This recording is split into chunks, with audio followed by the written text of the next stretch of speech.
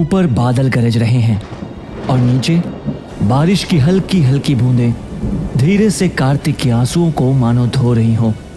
कार्तिक हिम्मत करके पलटता है और चाबी बनिए को दे देता है। ठीक है। कार्तिक एक आखिरी बार पलटकर दुकान की ओर देखता है और अंगार से भी गर्म और कठोर आंसुओं का एक घूंट चुपचाप पी लेता है। माफ करना पापा, माफ करना। आपकी इज्जत, आपकी मेहनत मैंने मिट्टी में रोल दी। माफ करना। कार्तिक चुपचाप बिना किसी से बात करे, यहाँ तक कि बिना किसी से भी नजरें मिलाए अपने घर की ओर चलता जाता है।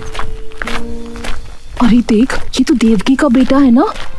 हाँ, अरे इसी ने तो अपने बाप की इतनी अच्छी भली चलती परचून की दुकान बंद करा दी।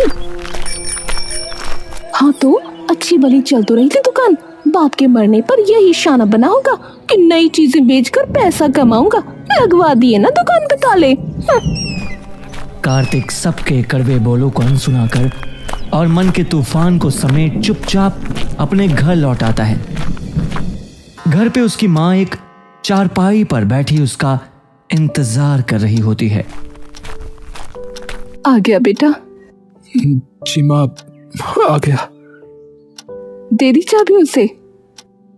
ये सुनते ही कार्तिक की आंखों से आंसू छलक आते हैं और वह शर्मसार होकर अपना सिर छुपा लेता है। उसकी माँ उसके सिर पर हाथ फेरने लगती है। कोई बात नहीं, सब ठीक हो जाएगा।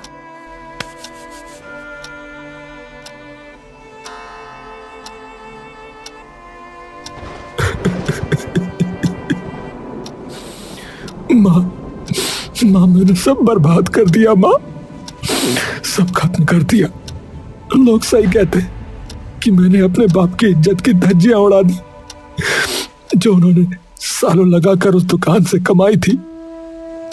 अरे तू अपने पापा की बात भूल गया। मन के जीते जीत है, मन के हारे हार। तेरे पापा ने भी तो वो दुकान मेहनत करके ही बनाई थी, तो तू भी तो कर सकता है। मैं न पापा जितना बन सकता हूँ और न ही मैं उतना बनने के लायक हूँ। माँ, किसने कहा कि तू पापा जितना बन? ये तो कभी तेरे पापा ने भी नहीं कहा। वो पता है क्या कहते थे तुझे देखकर? क्या कहते थे? कि तू उनसे भी बड़ा आदमी बनेगा एक दिन, जिसकी इज्जत सिर्फ उसके परिवार में नहीं बल्कि पूरे गांव में होगी। कार्तिक ये सुनते ही एकदम बिखर जाता है और अपनी माँ के सीने से चिपक कर रोने लगता है। शाम ढल जाती है लेकिन कार्तिक चुपचाप अभी भी अपने बिस्तर पर ही लेटा होता है। तभी उसकी माँ वहां आती है। ए बेटा, चल उठ भी जा और जा एक बार भैरव के मंदिर पे प्रसाद चढ़ा। आज रविवार है, जा। अच्छा होगा आज भैरव पर जाना, और क्या पता कि तेरी मन्नत सुन ही ले आज प्रभु।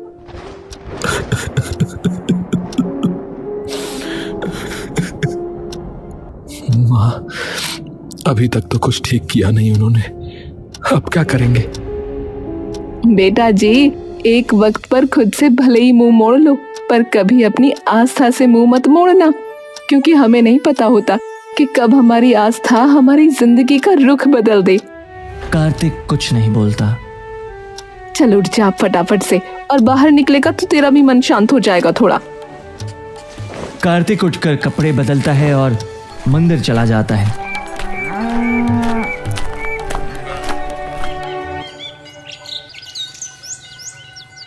कृपा करो प्रभु, कृपा करो। न कोई रास्ता दिख रहा है और न ही कहीं कोई रोशनी। ये अंधेरा अब और गहराता जा रहा है। प्रभु, कुछ तो करो प्रभु, कोई तो रास्ता दिखाओ। तभी पीछे से कुछ गांव वालों की आवाज उसके कानों में पड़ती है। अरे बाप का धंधा चौपट करवा के यहाँ खड़ा है नालायक मजे से, बेशरम कहीं का। अरे सही में बेचारा इतना भला आदमी था, है इसका बाप। वो भी ऊपर बैठा रोता होगा इसके कर्मों की वजह से भैया है। ए भैया, ऐसा बेटा जो है ना भगवान किसी को ना ही दे तो अच्छा है। हाँ। गांव वालों के शब्द तीर की तरह कार्तिक के सीने में जा घुसते हैं।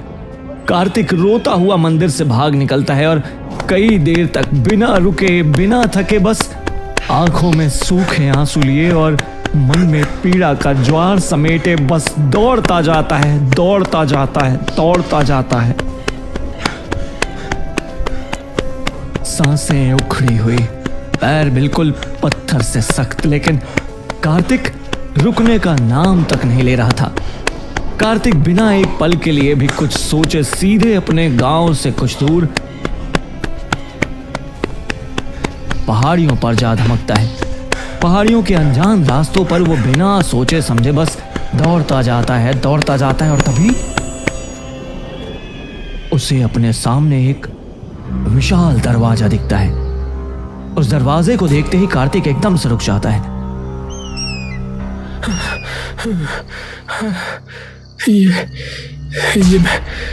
ये मैं कहाँ आ गया? ये क्या है? तभी इस द्वार से एक आवाज आती है।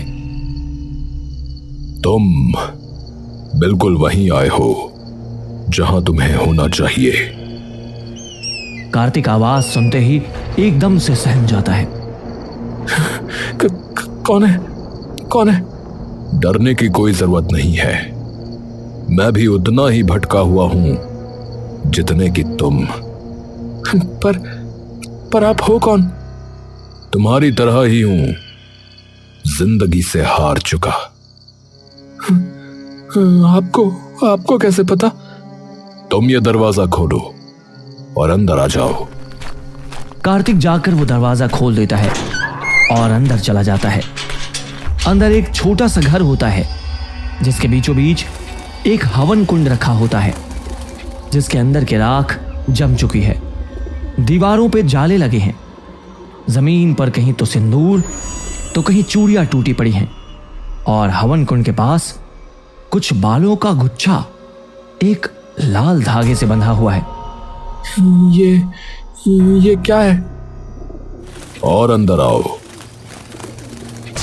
कार्तिक आवाज सुनकर और अंदर चला जाता है और जाकर एक कमरे के अंदर घुस जाता है। वो कमरे में जाकर देखता है कि अंदर एक कबूतर एक पिंजरे में बंद है और वो पिंजरा एक खुली खिड़की के बगल में रखा है। कबूतर? तुम्हारा ही इंतजार था। कार्तिक कबूतर की आवाज सुनते ही एकदम चौंक जाता है। आप बोल सकते हो? कबूतर कार्तिक की तरफ देखता है। हाँ, पर कैसे? और ये जगह क्या है? न कभी देखा और न कभी पढ़ा इस जगह के बारे में। कौन सी जगह है ये? कोई नहीं जानता क्योंकि घर है ये बस एक। फिर आपको यहाँ पिंजरे में किसने डाला? यहाँ तो कोई भी नहीं है। कबूतर फिर से ढलते सूरज की ओर देखने लगता है। कोई भी नहीं है। होते थे कभी। मतलब? वो बाद में बताऊंगा। तुम बहुत ही बड़ी दुविधा में फंसे हो। कार्तिक मायूसी से अपना सिर झुका लेता है। क्या हुआ है? पता नहीं। ऐसा लग रहा है जैसे एकदम से मानो पूरी दुनिया खिलाफ हो गई हो। करने और कुछ गया, हो कुछ और गया। एक बात बताता हूं, सुनोगे? जी। जिंदगी दो छोर में बटी हुई है, एक अच्छा और एक बुरा। अगर एक छोर थोड़ा भी ढीला हुआ तो सारा संतुलन डगमगा जाएगा। खुशी है तो एक वक्त पर दुख भी होगा, पर हमेशा नहीं। तो संतुलन है जिंदगी का सही जवाब। पर अब तो ना सही है ना गलत है, कोई रास्ता ही नजर नहीं आ रहा है। तो अब क्या करूं? मेरे दोस्त, अकेले तुम कहां हो? अंधेरे में तुम्हारे जैसे कई हैं। पर आप तो जा सकते हैं ना यहां से। मैं आपका पिंजरा खोल देता हूं। इतना आसान होता तो कब का जा चुका होता। तो क्या तरीका है? तुमने जैसे ही इस घर में कदम रखा वैसे ही तुम्हारी और मेरी तकदीरें एक साथ जुड़ गई। पर अब एक मौका आखिरकार आया है मेरे पास और तुम्हारे पास भी अपनी किस्मत बदलने का। किस्मत? पर कैसे? तुम्हें एक खेल खेलना होगा। खेल? कौन सा खेल? जीवन का तराजू, जिसके 3 स्तर होंगे जो कि परखेंगे तुम्हारे संतुलन को। हर स्तर को पार करने पर तुम्हें एक कीमती चीज मिलेगी। तुम अगर चाहो तो बीच खेल में अपने घर भी वापस जा सकते हो। अब जाओ, जिस दरवाजे से आए हो उसी दरवाजे से बाहर निकल जाओ। पर आपने अभी भी नहीं बताया कि आप यहां फंसे कैसे। खेल के अंत में सब पता लग जाएगा। ठीक है। कार्तिक वापस उस गेट से बाहर निकल जाता है। वह धीरे से कमरे में प्रवेश करता है। अंदर घुप अंधेरा है। अचानक उसके चारों तरफ हजारों आईने चमक उठते हैं। हर आईने में एक अलग अलग कार्तिक नजर आता है। हर आईने में एक अलग कार्तिक खड़ा है। एक आईने में वह सफल व्यापारी बड़े कपड़ों में और लोगों के बीच इज्जत से खड़ा है। दूसरे में एक शानदार कोठी के सामने अपनी मां के साथ हंसी खुशी जीवन जी रहा है। और तीसरे में एक नेता जैसा लोगों की भीड़ उसके पैर छूने आ रही है। कार्तिक थोड़ी देर रुककर इन तस्वीरों में खो सा जाता है। उसकी आंखों में चमक आ जाती है। अरे काश सच में मैं ऐसा होता। लेकिन अगले ही पल उसे एक और आईना दिखाई देता है। उसमें वही असली कार्तिक है, आंसुओं से भीगा, लोगों के ताने सुनता, मां के सामने टूट कर गिरता हुआ। अचानक आवाज गूंजती है, समय आ गया है सच को चुनने का। या तो वो चेहरा चुनो जो तुम्हें दिखाना अच्छा लगता है, या वो जो तुम असल में हो। झूठ को चुनोगे तो तुम्हें शान शौकत जरूर मिलेगी, पर अंदर से तुम सदा के लिए खो जाओगे। कार्तिक के पैर थर्रा जाते हैं। उसके हाथ ठीक उस आईने की तरफ बढ़ने लगते हैं जहां वह अपने पिता से भी बड़ा व्यापारी बना हुआ है। वह पल भर के लिए रुक जाता है। उसके दिल में लालच की आग भड़कती है, लेकिन उसी समय उसकी मां की मुस्कान, पिता की यादें और अपनी गलती का बोझ उसके दिल को वापस खींच लाते हैं। कार्तिक धड़कती सांसों के साथ असली आईने के पास जाता है। आंसुओं वाले अपने ही चेहरे को चुनता है। तुरंत सारे आईने टूट जाते हैं। अंधेरे को चीरती हुई एक रोशनी के बीच एक संदूक खुद ब खुद खुल जाता है। अंदर चमक रहे सोने के सिक्कों के साथ एक छोटा आईना रखा होता है, याद दिलाने के लिए कि अब तक अपनी हार, अपने दुख, अपनी खामियां वो अपना नहीं लेता, तब तक वो अपनी खुशियों की तरफ आगे नहीं बढ़ पाएगा। कार्तिक अगले कमरे में कदम रखता है। सामने 2 लंबे पुल हैं और उनके बीच बस गहरा अंधेरा। दाएं पुल पर सोना चांदी का संदूक रखा है जो तेज रोशनी से चमक रहा है, और बाएं पुल के बीच में कुछ लोग खड़े हैं, वही गांव के लोग जो हमेशा उसका मजाक उड़ाते रहे। अरे अपने बाप की इज्जत बर्बाद करने वाला। हाँ, अरे बाप की अच्छी भली दुकान बंद करवा दी। पूरे खानदान का नाम मिट्टी में मिला दिया इसने। हाँ, बेशरम कहीं का। अचानक आग के शोले धीरे धीरे उन्हीं लोगों की तरफ पीछे से बढ़ने लगते हैं। उनके चेहरों पर डर और चीखें गूंज रही हैं। तभी एक आवाज गूंजती है, समय कम है।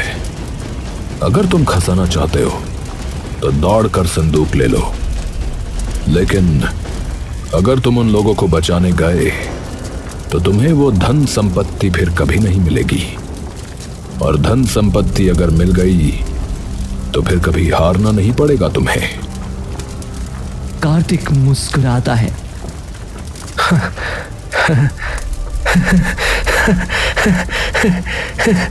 अरे अरे, मन के जीते जीत है, मन के हारे हार, मन का मीठा बात तू, मन में रंजिश मार। कार्तिक हंसकर बिना सोचे सीधे उन लोगों की तरफ भाग पड़ता है और रस्सी तोड़कर सबको अपने साथ पुल से बाहर ले जाता है। सभी लोग उसकी ओर देखकर मुस्कुराते हैं और गायब हो जाते हैं। ये भाग भी तुमने जीत लिया। अब आखिरी पड़ाव। कार्तिक एक गहरी लंबी सांस भरता है। आखिरी पड़ाव बहुत कठिन होने वाला है और ऐसा भी मुमकिन है कि उसमें तुम्हारी जान भी चली जाए, तो सोच समझ कर आगे बढ़ना। अब तो मेरे पिता का साहस मेरी नसों में दौड़ गया है, तो अब जो आए आ जाए। कार्तिक आगे कदम बढ़ाता है और अगले कमरे में चला जाता है और जाते ही देखता है कि सामने एक अनंत समुद्र फैला है। आसमान काला, बिजली चमक रही है, लहरों की गर्जन आसमान चीर रही है। दूर समुद्र के बीच एक चमकता हुआ संदूक नजर आता है जो लहरों के बीच एक छोटी सी चट्टान पर रखा है। अचानक आवाज गूंजती है, यह है तुम्हारा आखिरी पड़ाव। बीच समुद्र और ऐसे खौफनाक तूफान में तुम्हें उस चट्टान पर रखे उस संदूक तक पहुंचना होगा। पर याद रखो, समुद्र तुम्हें निगल भी सकता है और उस संदूक में कोई खजाना नहीं है, सिर्फ उस कबूतर के पिंजरे की चाबी है, जिससे वो कबूतर आजाद हो जाएगा। तो तुम अभी भी वापस जा सकते हो, क्योंकि तुम्हारे पास पहले से सोने के मोहरों का संदूक है जो तुमने पहले पड़ाव में जीता था। कार्तिक कुछ पल खामोश खड़ा रहता है, फिर अपनी मां की मुस्कान और कबूतर की आंखें याद करके वो जवाब देता है, मेरी मां कहती थी कि जब कोई भरोसा करके आपका हाथ थामे ना आपकी मदद करने के लिए, तो कभी भी उस इंसान का हाथ सूना मत छोड़ना। जब उसको आपकी जरूरत हो, तो अगर मैं ये सब कुछ ले भी गया तो अपनी मां से नजरें नहीं मिला पाऊंगा, क्योंकि मुझे अंधेरे से बाहर उसी कबूतर ने निकाला है और अब मेरी बारी है उसे उसके अंधेरे से बाहर निकालने की। वो समुद्र पे रखी एक छोटी सी लकड़ी की कश्ती लेकर समुद्र में उतर जाता है। लहरें उसे जोर से टकराती हैं, हर लहर उसे डुबाने की कोशिश करती है। कभी वो पानी के नीचे चला जाता है तो कभी सिर्फ उस कई किश्ती का कुछ हिस्सा ही दिखता। उसका चेहरा खून से भर जाता है, सांसें घुटने लगती हैं और तभी एक बड़ी लहर आती है और उसे पूरा डुबो देती है। तभी कार्तिक की आंख खुलती है। उसके सामने एक संदूक रखा होता है। वह उठकर उस संदूक को खोलता है और देखता है कि उस संदूक में कई सारे हीरे जवाहरात और पैसे हैं और उनके बीच में एक बड़ी सी चाबी है। कार्तिक वह संदूक लेकर तुरंत वापस उस घर में उस कबूतर के पास चला जाता है।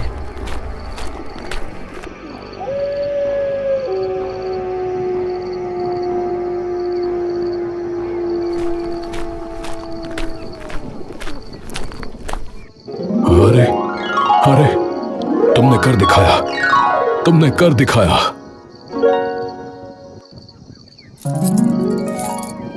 हाँ हाँ, सब तुम्हारी वजह से। कार्तिक आकर उस पिंजरे को खोल देता है। वह कबूतर तभी बाहर आकर कार्तिक के कंधे पर बैठ जाता है। मतलब तुम अपनी जान की परवाह किए बिना उस समुद्र में उतर गए। अरे क्यों नहीं उतरता, तुमने मुझे बचाया, तो मेरी भी तो जिम्मेदारी थी ना तुम्हें बचाने की। तुम्हें पता है, इतना तो मेरे किसी सगे ने भी मेरे लिए नहीं किया। तुम्हें जाननी थी ना मेरी कहानी, तो सुनो। मेरी मां तांत्रिक विद्या में बहुत ही बड़ी विद्वान थी। उनका एक ही बेटा था, मैं। पर मेरी माँ कभी माँ सी लगी ही नहीं मुझे। पता नहीं कौन सा फितूर चढ़ा सिर पर। कहने लगी कि राजा को अपने वश में करके पूरे राज्य पर राज करेगी, लेकिन ऐसा करने के लिए किसी इंसान को किसी जानवर या पक्षी में बदलकर एक पिंजरे में कैद करना होगा, जिसे सिर्फ वही इंसान खोल सकता है जिसमें अच्छाई और बुराई का संतुलन हो। मां को लगा कि मुझे तो बाद में भी छुड़ा सकती है, तो उन्होंने मुझे ही कैद कर दिया। लेकिन फिर जादू टोना उल्टा पड़ गया और राजा काबू में आने की बजाय मर गया। जब राज्य में यह बात पता चली तो सिपाहियों ने मां का सिर कलम कर दिया और मैं तब से बस यही हूं, इंतजार में।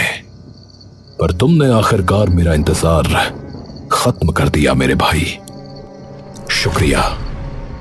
वह कबूतर चमकती चांदनी में खिड़की से बाहर उड़ जाता है और देखते ही देखते ओझल हो जाता है।